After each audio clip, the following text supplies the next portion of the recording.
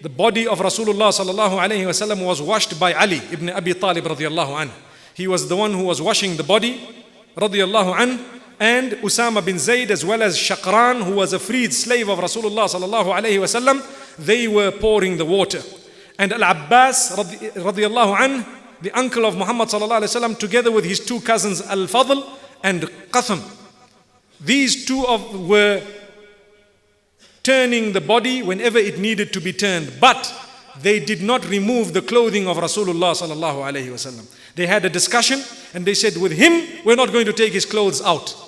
Meaning, in order to bathe him, as you know, when a person passes away, we are taught to bathe them, wash them with water, nothing else. Water and a little bit of, when I say nothing else, I mean, people spread rumor that we cut the body, we rip it, we do this, we do that. All that is tale, it's falsehood, and it's actually that which people who dislike Islam utter because they want to keep people away from Islam. In Islam, you need to wash the body thoroughly. You may use soap. At that time, they used what was known as sidr, the leaves of the berry tree known as the sidr.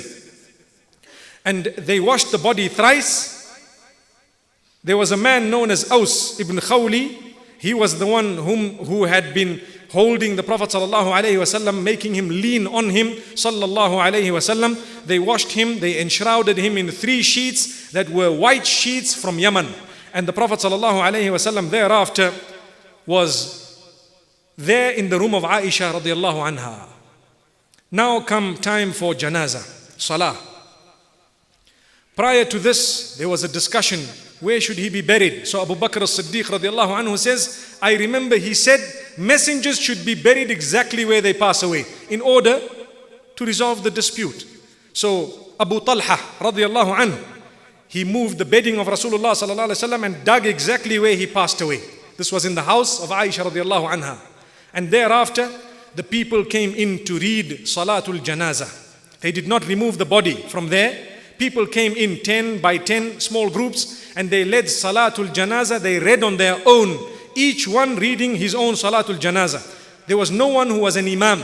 They came in little groups. They read janazah one after the other. When from amongst the men, first the relatives, then the muhajirin, then the ansar. When they were finished, the women came also in groups. They led salatul janazah one after the other. When they were finished, then the younger people, those who were children and so on, were given the opportunity also.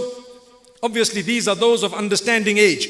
They came in, they also led Salatul Janazah, and thereafter the Prophet Sallallahu Alaihi Wasallam was buried exactly in that place that he had passed away on the spot, and the grave had been dug known as a lahad. Lahad is like a